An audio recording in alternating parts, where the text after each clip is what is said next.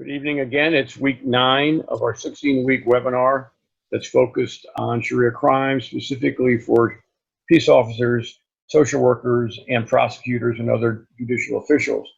Tonight is a really important topic. If you are a peace officer and you come face to face with what might be honor violence, you know what to do. If you're a social worker and you're involved in a case that looks like it might be a forced child marriage situation, are you prepared? And finally, if you're a prosecutor and you're involved in the female genital mutilation case, are you prepared to deal with that effectively and bring justice forward? So David Boris is going to give us an insight into that tonight. David, thank you. Thank you, Dick, and it's nice to be back with everybody this week. So without further ado, the topics that I want to cover this week are the two different categories of honor violence victims, how honor violence differs significantly from domestic violence, and third, we'll take another look at forced marriages of Muslim females, the use of female genital mutilation to control Muslim female sexuality, and lastly, what local law enforcement needs to know about all three topics. So, the first category of Muslim female honor crime victims is in the age group of 26 years or older. Unless social workers and law enforcement first responders are trained to understand the differences, they may mistakenly view honor violence just like domestic violence cases and mishandle them. But as we'll see, there are profound differences between the two.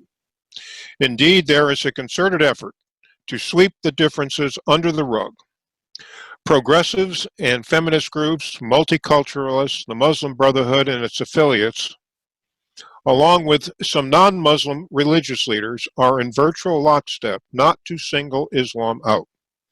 Even though, as we learned last week, over 93% of the world's honor-killing victims are Muslim women who are murdered by 91% of the time by Muslim men within the family. This is just another example of how facts are suppressed, hidden, withheld, or denied, all for the protection of Islam. Just a few examples in America. This one, a 2014 case in Albany, New York. And not too far away in Buffalo, New York, the man on the right beheaded his wife in his TV studio because she filed for divorce that brought him shame. This poor woman was murdered by her Muslim husband because she refused to wear the hijab or head covering. But she wasn't the only victim for bringing shame over non-compliance with Sharia dress codes. Aqsa Pervez in Canada, Alaya El Safar in the United Kingdom. While in Australia, school teachers face termination for not wearing the hijab, while the Taliban in London threaten women for not wearing the headscarf. This is a global problem affecting women. Reported November 20th in 2017, Sened Wooding was brutally murdered following her conversion to Islam by her new husband because she continued to wear Western-style clothes. He repeatedly hit her with a hammer and repeatedly stabbed her. One of the distinguishing characteristics of honor killings is overkill. This case in Dearborn, Michigan, whereby Rahif al-Fatwali murdered his 20-year-old stepdaughter for leaving home and abandoning Islam in 2011, exemplifies another distinguishing characteristic of honor killings: the obsession Muslim men have to reclaim their honor. In this case, the stepfather tracked his daughter down through 4 states. Another divorce case initiated by the wife leads to shame and murder. And this is a 2012 case in Texas involves multiple perpetrators from the family. A father and son from Jordan, Ali Ersan, age 57, and Nassim Ersan, along with his mother, were charged with murdering Galish Bagharizadeh, age 30, from Iran, for attempting to convert Urshan's daughter to Christianity.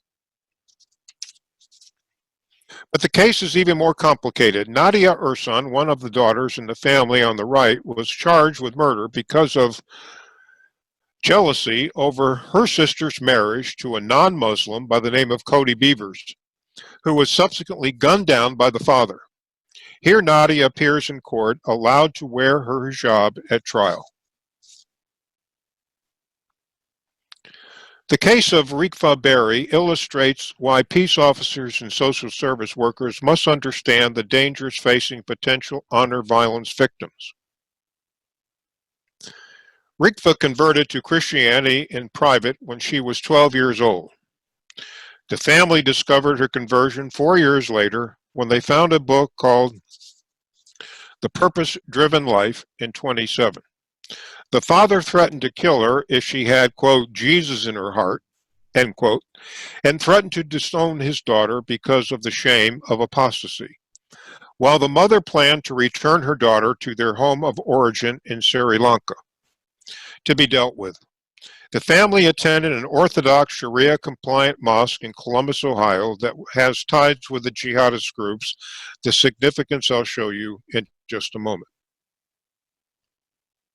Rakvi, knowing full well the rules of family honor, having been told by her father that he will kill her, while her mother is of little help and plans to send her to her Islamic country of origin, becomes a runaway and flees to Florida and joins a foster family.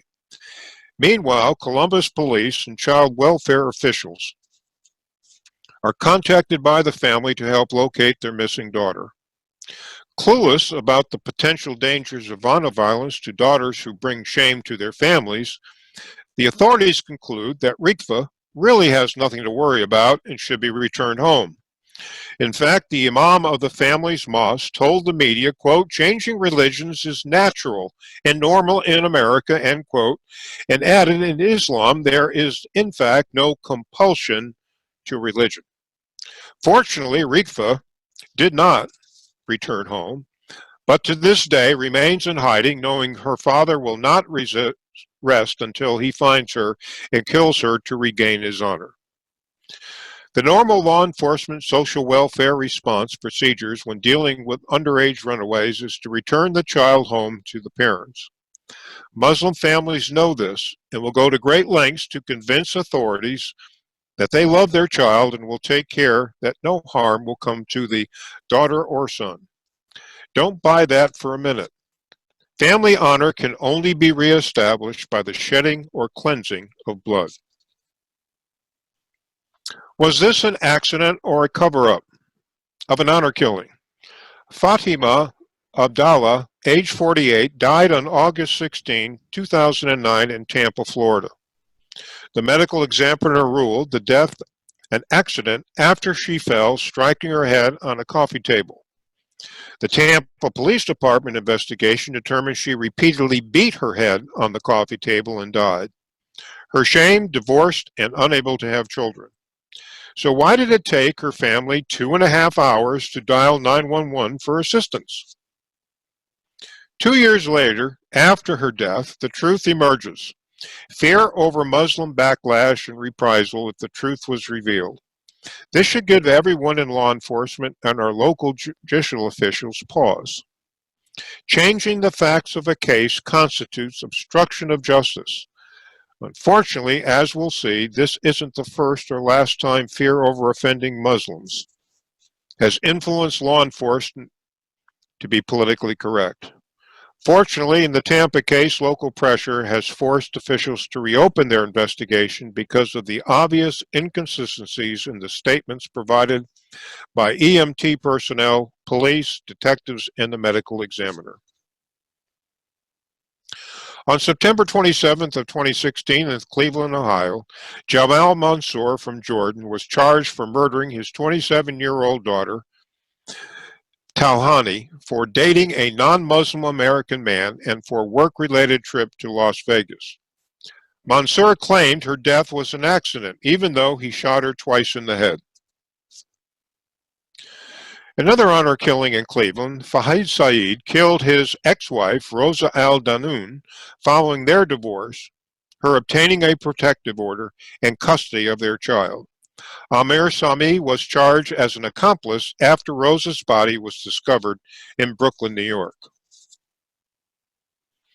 As reported on September 17, 2017, Mohammed Al-Atanwi was charged as an adult in Farmington Hills, Michigan, for murdering his mother, Nada Harnanath, because she was westernizing her family's daughters.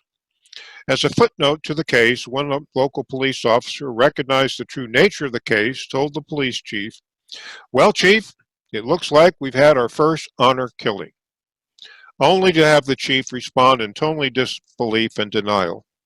Farmington Hills is located west of Detroit, near the large Muslim population of Dearborn. Like the Tampa case, another example of political ignorance and appeasement at the highest levels of our profession. The 22-year-old victim doesn't fit the normal profile of either category of honor violence. Nadia El Dib was murdered on March 25th by Abdurrahman Bathair, age 21, because she wanted independence, something Sharia law can't allow.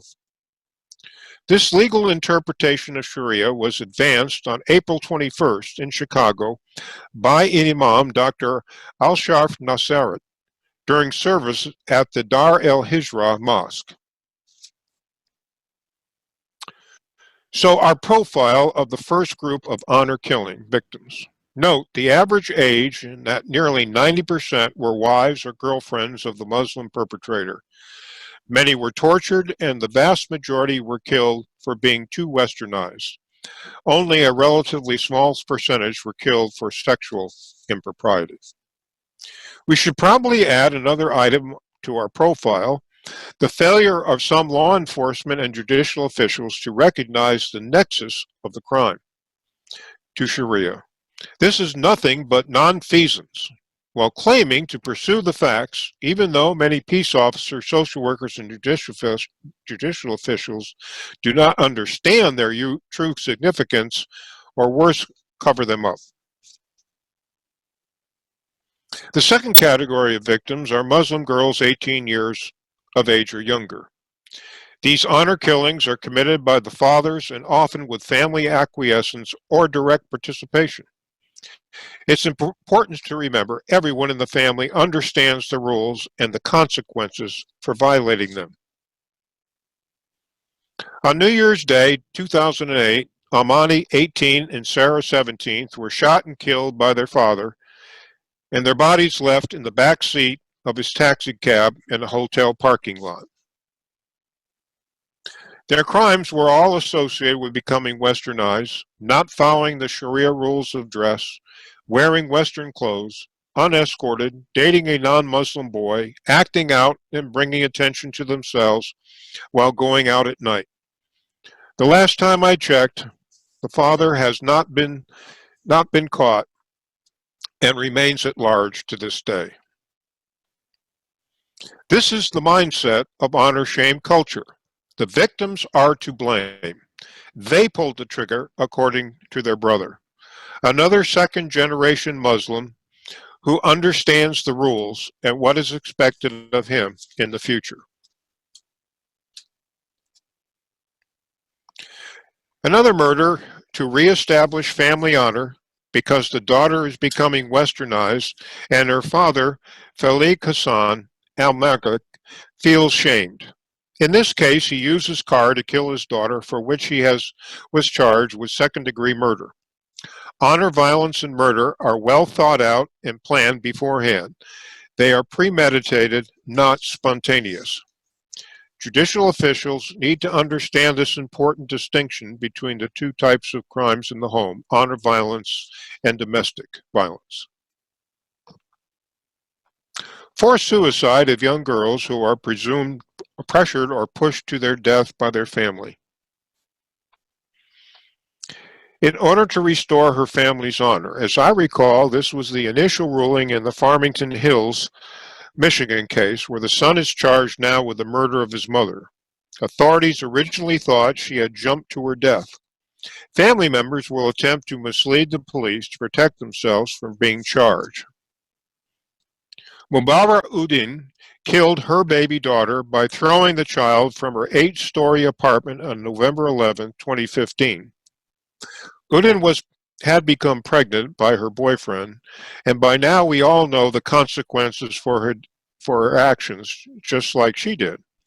Although she was able to conceal her pregnancy, she feared her child would be discovered by her mother. So to protect herself from certain deaths, she killed her child. What she has forgotten is the statute of limitation for bringing shame to the family does not expire. If she is convicted, Udin's blood must be shed if the family's honor is to be restored, even if the family must wait until she is released from prison. So the profile for this category of victims. The average age is 15. The overwhelming majority, 94%, are killed within their biological family. 100% are daughters or sisters, and all were killed by their parents, with 80% killed by multiple perpetrators. And in nearly 30% of the cases, there were more than one victim, and torture was involved in almost a third of those. Finally, the reason for the murder is the victim was too westernized. We can add another item to both lists of profile characteristics, and that is this is Muslim on Muslim crime, committed primarily by Muslim males against Muslim females. Now, some may think this is profiling, but the facts are undeniable. When law enforcement is notified of violence within a Muslim home, honor-shame factors are at play, or at least should be considered. Even when there is the possibility of suicide, look deeper and look for multiple perpetrators. Now let's look at some of the statements of the father. These are recorded statements of the fathers clearly reflect the honor-shame nature of these murders. God's curse on them. May the devil shit on their graves. They betrayed humankind. They betrayed Islam. They betrayed our tradition. Nothing is more dear to me than my honor. I am happy and my conscience is clear. They haven't done good and God punished them. And one more, for an Iraqi, honor is the most valuable thing. No one messed up our life except our daughter. So now let's look at some of the differences between domestic violence and honor violence. We've already considered the motive. We already talked about we can't shelter with family members. And under Islamic law, females can't leave home or take children or other property, so they face that pressure. Muslim religious leaders maintain forced silence, denial, and rarely condemn the act. And the Quran authorizes assault and battery for dealing with rebellious wives and exempts mothers and fathers from any kind of retribution for the killing of their children. The Ayan Hirsi Ali Foundation has done some good work to increase public awareness against honor violence and female genital mutilation, as well as identifying the major differences between honor violence and domestic violence. As far as honor violence, daughters are frequently the victim, where wives or girlfriends are the victims of domestic violence. The crime is often a family affair, while in domestic there is usually only one perpetrator. In honor violence, there is no sense that the law has been violated. Indeed, Sharia exempts parents from accountability for killing their children, and we know what Sharia has to say about wife beating. My experience with domestic violent crimes is that most perpetrators know they face criminal sanctions. While with honor violence, it's the family who is the victim by being shamed. In domestic violence, the perpetrator feels remorse, guilt, and often begs for forgiveness, that it will never happen again. And outside the home, others in the community who abide by the rules of honor-shame will valorize the family for taking steps to reestablish the family's honor, while there is no outside the family support for domestic violence. Other differences. The victim of honor violence is alone unless a sibling is also involved in bringing the family shame. The most community members or religious leaders might do is to warn the victim to follow the rules or face the consequences. In domestic violence, there is an extensive support network for victims, such as shelters, family members, friends, churches, and medical facilities to go to. As I stated previously, in honor-shame cultures, everyone knows the rules, to include the victims who know they are bringing shame to their family as well, and may feel guilt because of it. With domestic violence, there is no outside belief the victim deserves her fate, although there are instances where victims actually feel partly responsible. Muslim religious leaders aren't much help either. Other than trying to make the victim change her behavior, that's about all the support she can expect. As for domestic violence, no pressure from religious leaders to change. Rather, victims will be offered support and assistance. Honor violence cases are usually pre-planned, especially when others are conspiring with the father or husband. Should he be dragging his feet while the family endures daily shame, they may even pressure the father to act sooner rather than later. As for domestic violence, these crimes are traditionally spontaneous with no planning, often while the perpetrator is under the influence of either drugs or alcohol. Our last list of differences: Muslims within the community will side with the parents and family. If the young victim considers running away, others may prevent her if they learn of an escape plan, and don't expect anyone to cooperate with law enforcement. Rarely do perpetrators of domestic violence receive any outside help, and the victim certainly will not be prevented by neighbors from leaving an abusive home. By now, everyone should be clear about the motive for violence against the daughter or wife. It's to remove the shame she's caused from the family. In domestic violence cases, honor shame does not enter the picture. Rather, any matter may trigger or a spontaneous violent reaction, all relating to exercising control and power over the victim. Honor violence and murder are crimes committed by Muslim family members against a Muslim family member, period. This is a unique crime that belongs to Islamic culture. Domestic violence is perpetrated by men of any social, political, religious, or racial background, and by some women too, against their husbands or boyfriends. And finally, rarely do non-Muslim fathers kill their daughters, or do brothers kill their sisters. This type of killing is Sharia-based, all linked to honor-shame culture. One detective in Arizona learned very quickly that there is a code of silence within the family and local Muslim community. Being loyal to the family and to other Muslims is expected. Any violation of the rules will only bring added shame to more people and families. I cannot tell you how many times I have told law enforcement officers the grave risk a female Muslim victim faces if returned home, and these officers have never been told this. In fact, local Muslim leaders and imams will totally deny such a risk exists. And should anything bad happen to a returned female to the family, it will have nothing to do with Islam. In addition, female family members will go to great lengths to convince law enforcement and social service workers that such a risk does not exist, that the daughter is deeply missed, and that all will be kumbaya once she returns home. For law enforcement, there is only one option for the runaway victim, and that is to bring her to Child Protective Services for shelter and care. Should the girl's family learn of this, CPS can expect all sorts of pressure to include legal action to release the girl to the family.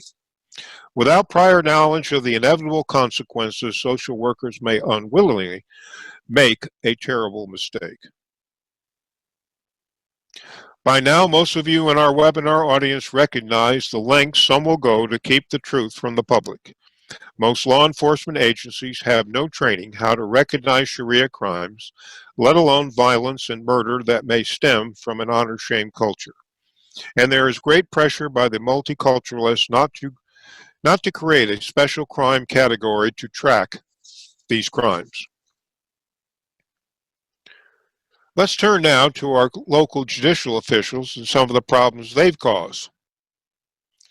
We are starting to see the beginnings of a two-track justice system. One based on U.S. law for the majority of us, the other based on cultural norms of Islamic countries that are not legal over there, that are being accepted as excuses by judges under the banner of cultural incompetence.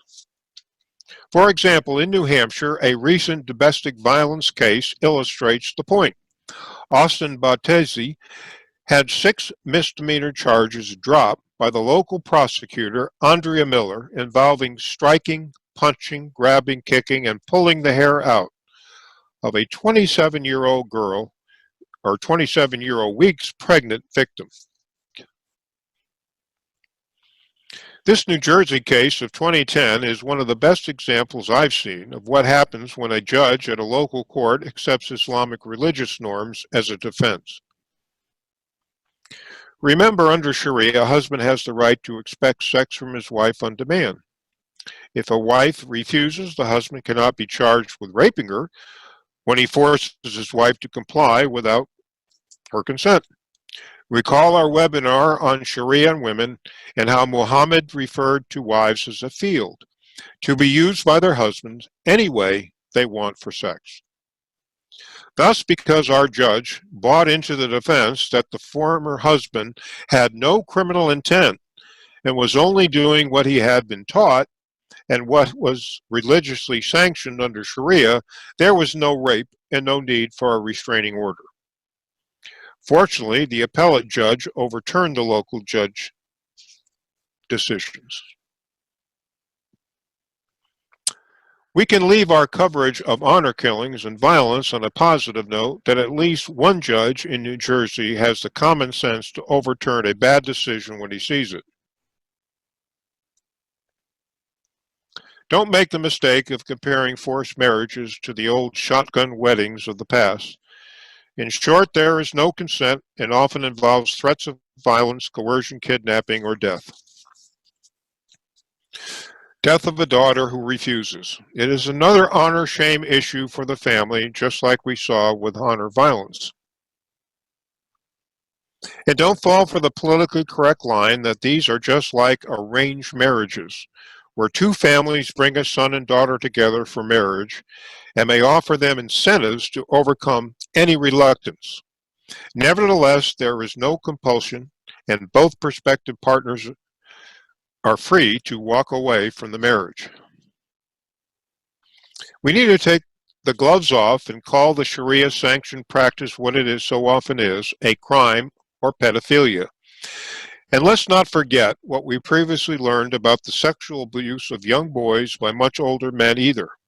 Just like very young girls, children under Sharia, regardless of sex, are at risk. An Illinois teen runs away to avoid a forced marriage in Pakistan, while a 13-year-old girl in California runs away to avoid a marriage arranged by her Muslim stepfather. Another example, a 23-year-old man in Kansas is charged for marrying a 14-year-old girl. In 2014, because his daughter refused to marry the man of her father's choosing, he turned around and killed the family of the groom she wanted to marry. Reported March 25th of this year, Marib El-Hishawi reported missing in late January 2018 after leaving her high school in Bexar County, Texas. Her parents had agreed to an arranged forced marriage for $20,000. Their 16-year-old daughter refused. As a result, they abused their daughter for refusing to be married. We have discussed the meaning of verse 4:34 on several previous occasions.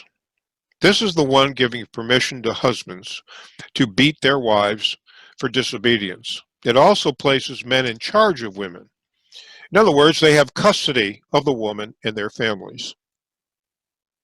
A marriage contract represents a transfer in ownership of a woman from one man to another, and the groom's family pays the negotiated price to the bride's family.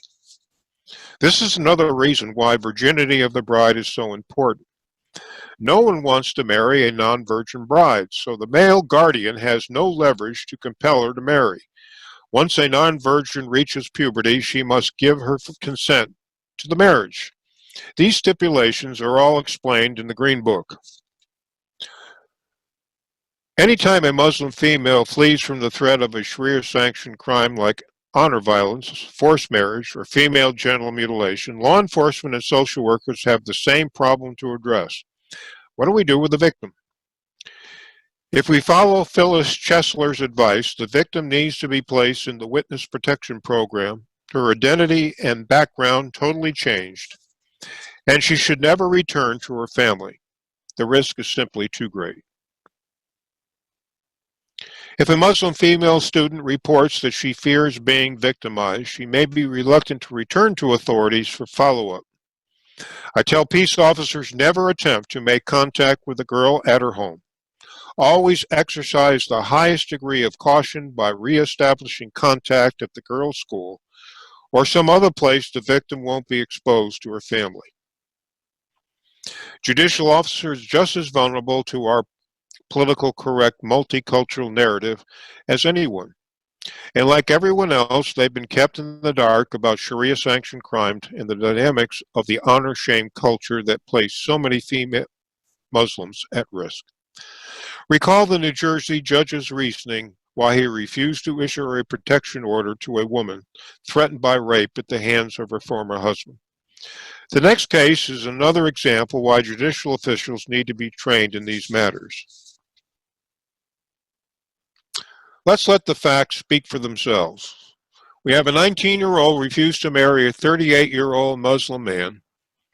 The father, mother, and sister punish her by beating her, tying her to her bed, locking her in a room, burning with a hot spoon, and stabbing her in the neck.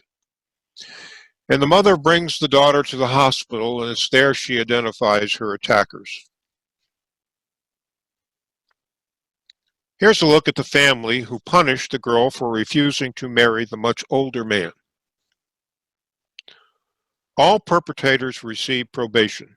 Rather than viewing the various actions of the families as criminal, the judge hid behind the First Amendment and let Sharia-sanctioned practices trump U.S. law. Another dynamic to child brides is the trafficking of very young girls to marry much older men. Half the states in the United States have no minimum age for marriage. Reported February 21st, Imam Islam Hassan of the Islamic Center of Cleveland, Ohio, defend the practice of older Muslim men marrying children as young as 9 because Muhammad did. And then the Muslim chaplain of the Toronto Police told the Muslim Student Association in Canada that he supports Muhammad's decision to marry 6-year-old Aisha, but also warned students better not do so now. Muslim men in positions of authority continue to promote and justify the practice of child marriages on social media to a worldwide audience. Let's turn now to female genital mutilation. FGM is another Sharia-sanctioned crime designed strictly to control the libido of Muslim females so that they'll retain their virginity until their forced marriage. My experience is that most peace officers are not aware of what female genital mutilation is, that it violates U.S. laws, and how it differs from male circumcision. Another new term to be familiar with. Many young girls are sent overseas during their school break to have the crime committed. The World Health Organization defines female genital mutilation as a barbaric crime involving major surgery. And the estimated numbers of potential victims by the Centers for Disease Control in Atlanta are in the thousands in the United States.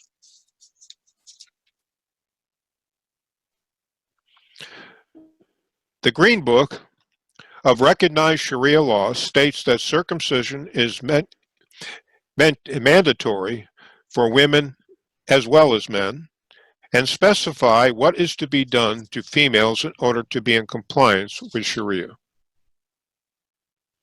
The Assembly of Muslim Jurists in America has issued its opinion about this crime through Dr. Hatway Al-Ghaleh, a pediatrician.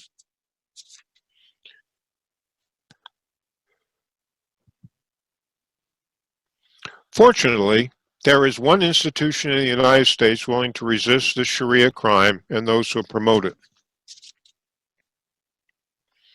Another promoter of this crime is Sheikh Yosef al-Qaradawi, currently one of the most respected of all Muslim scholars worldwide. He leads the European Council for Fatwa and Research and is considered the spiritual guide of the Muslim Brotherhood. Circumcision is better for a woman's health and it enhances her conjugal relations with her husband. This is from the U.S. Department of Health and Human Services. Female genital cutting is not supported by any religion, and no religious text requires it or supports the cutting of female genitals. And Islamic Sharia protects children and their rights. On May 19, 2017, the Imam of the Dar el-Hijra Mosque in Northern Virginia talked about the foundation of a happy marriage and the need to curb oversexed girls. Remember, this is the same mosque where the Assistant Director of the Washington Field Office, Paul Abbott, visited to assure its members that the FBI would protect them against hate crimes. What do you bet? Paul Abbott said nothing about protecting the mosque's little girls from female genital mutilations, forced marriages, and honor killings. So the Imam returns to an all too familiar canard that young girls are unable to control their hypersexuality, and by implication, because men are hapless victims, when faced with such temptation, men must denigrate the very objects of their lust to diminish their own sense of shame. For more information about the denigration of Muslim women, see Jamie Glasdow's book, United in Hate, The Left's Romance with Tyranny and Terror. FGM violates federal law and is a violation of my state of Georgia law, one of the only things gotten right by our state's legislature in the battle against fundamentalist Islam and Sharia crimes. Up until recently, these laws were not widely enforced because victims did not report the crimes. In fact, I can find only 2 female genital state cases, both in Georgia, both several years ago. In 2017, the first federal arrest for FGM, a Detroit doctor, Jelmena Nagarawa, followed by another 2 arrests in April of 2017. With a subsequent report that up to 100 girls may have been victimized by this Sharia crime in Michigan. Nevertheless, Maine uncovers its problem, and the ACLU opposes criminalizing it while more young girls are sacrificed to political correctness. And more are being brought back to Michigan for the practice. And more areas at risk are identified, reported in July of 2017. New York, Los Angeles, Washington, D.C., Seattle, and Minneapolis all report female genital mutilation.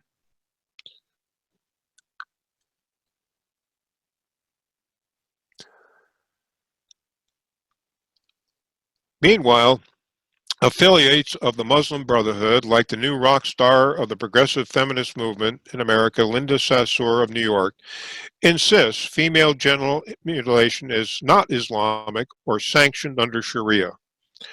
Note her one-finger jihadist salute signifying her belief and support for fundamentalist Islam and the jihadists that fight for it.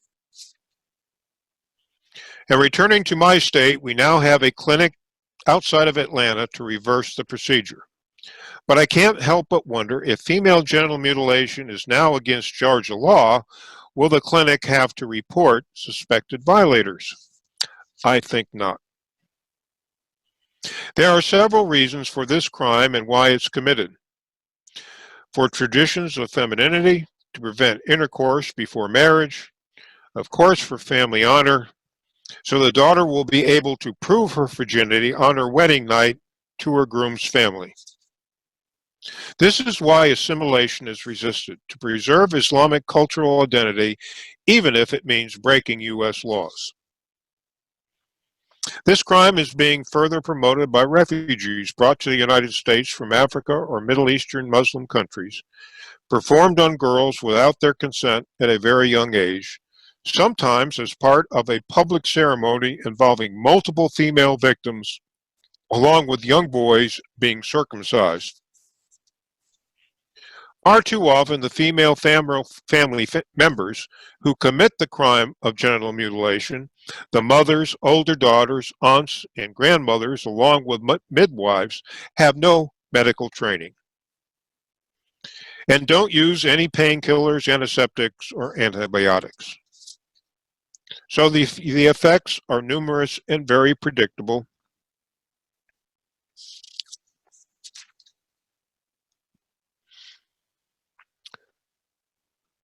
To the long-term consequences,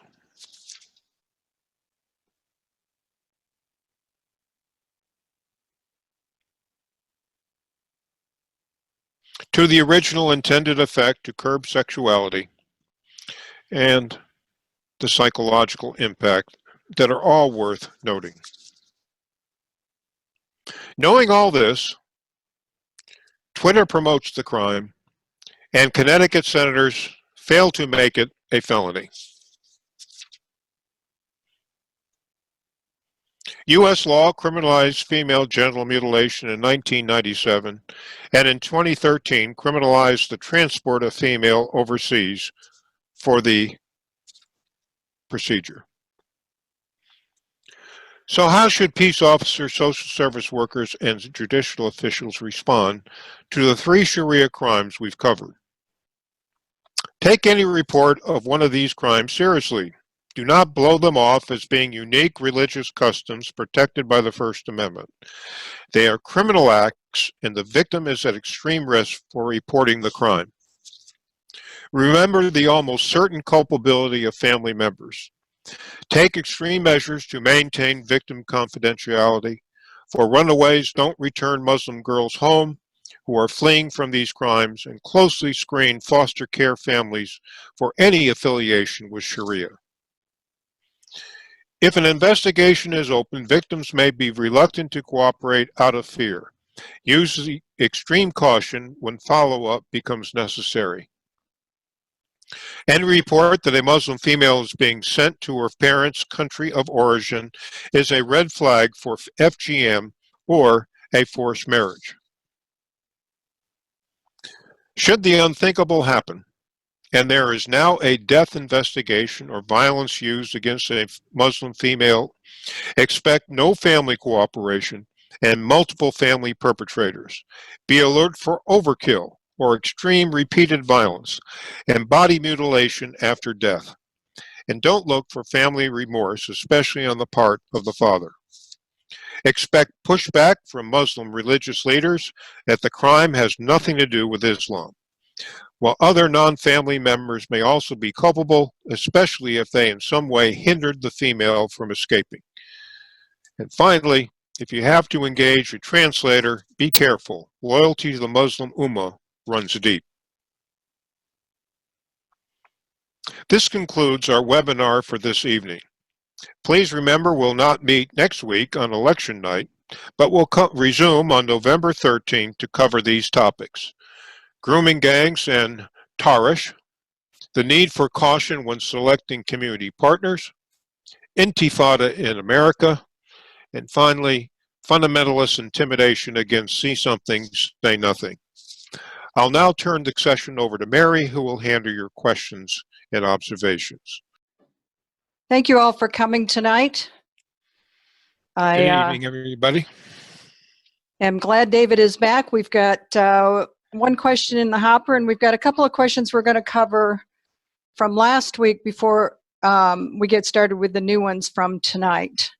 One of the things that I thought good to provide to you as well, though, talking about FGM that David finished with. Now, he referenced the INSTRUCTOR Foundation in part of his presentation as well. And we have states across, states that are showing on this slide that Texas, Georgia, Florida, Colorado, quite a few here, maybe 12, 15 of them, that are showing that they've got FGM legislation, with Michigan showing as the greatest legislation. If you look at the legend on the bottom left, strong existing legislation is showing as the only state is Michigan. Now, what I wanted to kind of throw to David was, being that we've got maybe 12, 15 states that have FGM legislation, how does, you and I talked about this before tonight, and it's incredible that we've got that much legislation recognizing it with nobody trained to understand it, from the law enforcement to the judicial officials to nurses to teachers. And still, only one case has been found and is in the process of being looked at and understood in terms of Michigan and the FGM case there. David, can you talk a little bit about that? You and I talked, you had some very good points I wanted to bring up to everybody. Sure, Mary. If you look at the criminal indictment to the case, to two cases in Michigan, the victims are both 7 years old. Within the indictment, both victims were told, or all the victims were told by the treating physician, the people who are being charged, as well as their own mothers, don't say anything about this case. Keep it a secret. So you're talking about 7 years old who are told by adults, don't reveal what has been done to you. So that's one reason it's not being reported. I can speak to the case in Georgia that occurred several years ago in LaGrange, Georgia. The way that case uncovered was that the young victim, who was 10 months old, was being cared for by the victim's grandparents. In the course of their period with the child, while the parents were away, they discovered that the child had, in fact, what they suspected been victimized by female genital mutilation, and took the child to an emergency room where it was all confirmed. So unless it's discovered by an adult who is willing to report it, as in the case in Georgia, or a victim that comes forward and reports it, it's not going to be discovered. It's being kept quiet as cultural, and the family is protected. So there is, this is probably the foremost reason why we're having so few cases. The only other observation I want to make is, when I read the criminal indictment for the cases in Michigan, there was no indication of how the FBI was first told of the case, how it came to the FBI's attention. I was a little surprised at that, but wow. I'm sure that will come out when the actual trial begins. They're having motions right now, so I'll let it rest at that point, Mary. Okay. Thank you. Let's actually get into the Q&A then. Well, one more comment that I want to make about legislation. Okay. Sure. First of all, surprisingly, there are many states that don't have any legislation preventing it. That's right. So there's a great deal of work that needs to be done. Some of you are wondering, what can you do to help? Well, this is something you might want to take up with your local legislatures. The second issue deals with mandatory reporting. So if a doctor or social service worker suspects that a young girl might be victimized by it, unless the law stipulates they have to report that information to local law enforcement, again, it will be kept secret because of medical privileges and the rights of privacy. So the law has to stipulate that there's a mandatory reporting requirement if some third party discovers the crime. Excellent. And definitely. And that's one thing everybody could get involved with. Okay, let's get to a couple of the questions from last week. We had two from Dan, and I'm going to go through them fairly quickly so we can get to the ones for tonight. Shame and victimization is embraced by conservative cable and radio talk show hosts. If we are to inform our fellow patriots, how can these hosts be convinced they have been deceived and must invite non-Muslim experts on as guests, not to debate, but to inform? How do we reach out to these cable and radio hosts? Well, indeed, that's a good question. Not only talk show hosts are being quiet about it, but the whole media is. All of this is being swept under the rug. There's a news blackout of most of these issues that we've been talking about. So that's the $64,000 question, how we get the media to turn around and start exercising their function to inform the public. And For have so the right long, people. you've had political leaders who have been into denial about this, and hopefully things will change under the Trump administration. But even then, I think that the vote is still out. Yeah. His second one was Muslim communities in non-Muslim countries contribute to rape, gang grooming, acid thrown in the face of kafirs, use of vehicles and other means to kill kafirs. Of the following, which would describe this community? Terrorist, radical, moderate, fundamental, reformer Muslims? Well, you certainly could probably say all of the above. Certainly, they've all been involved in these types of crimes and probably will continue to do so. Law-abiding Muslims are not.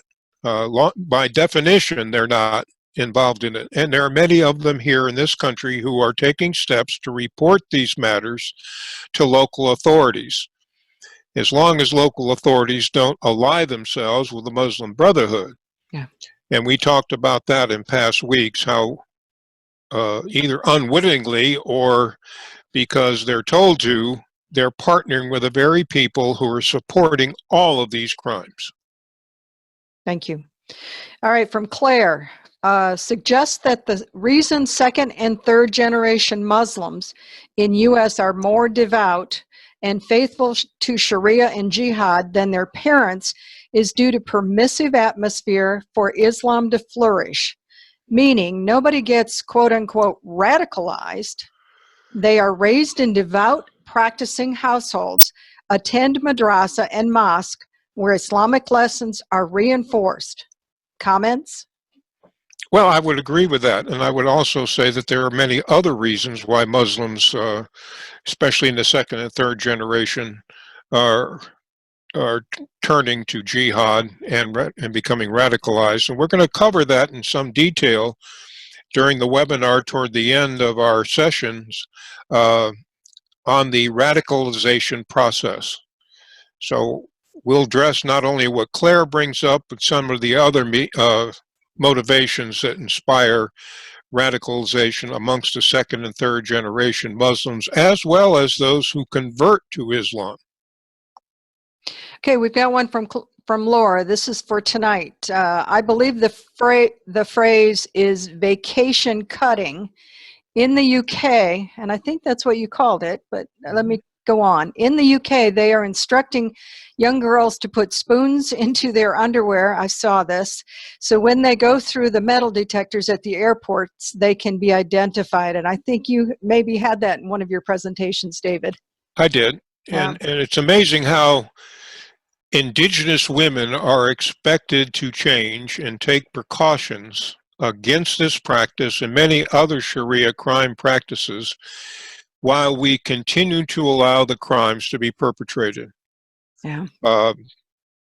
That to me is one of the biggest crimes of all, that we're not attacking the problem, but we're expecting law-abiding people who have been in our country and other Western countries to take Herculean measures to protect themselves while we do little, if anything, to address the criminal act themselves.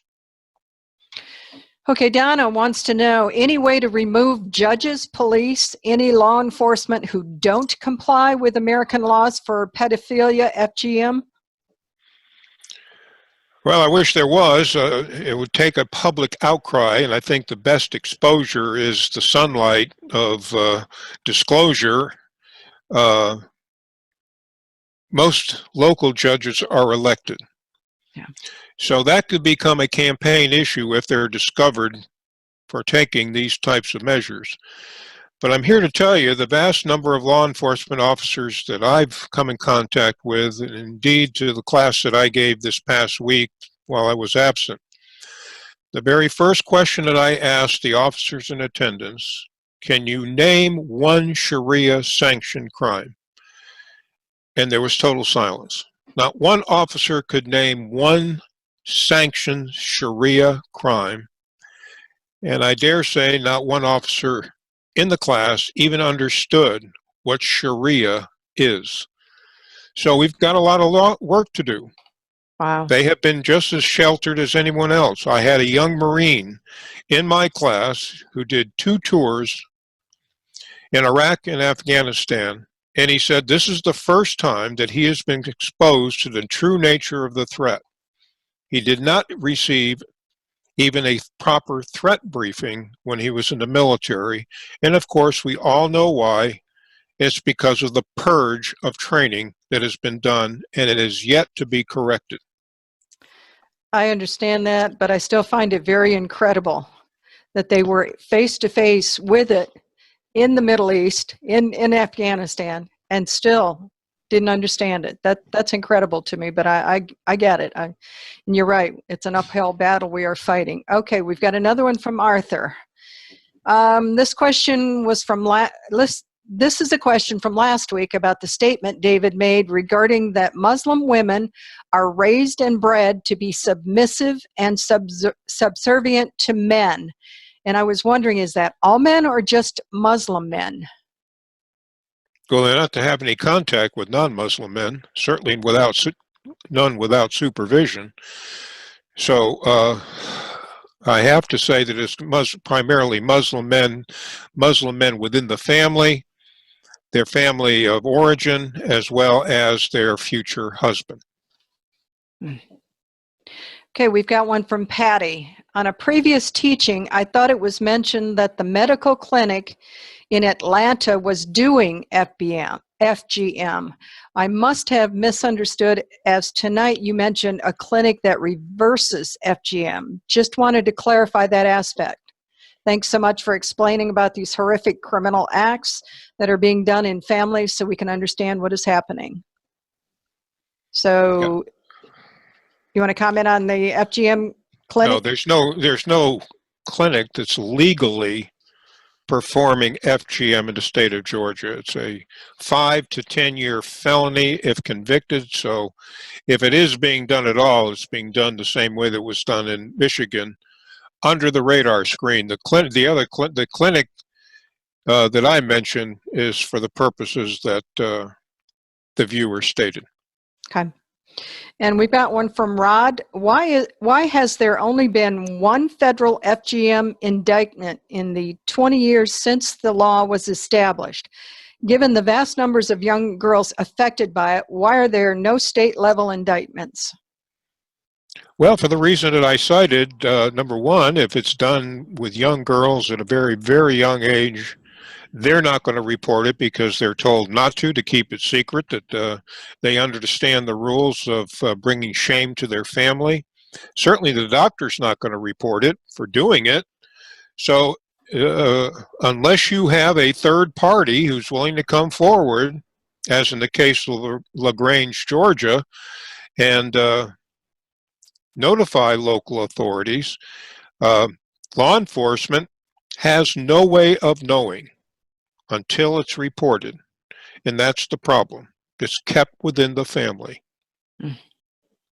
Well, we have a follow-up question, I think, to Patty's by Carol.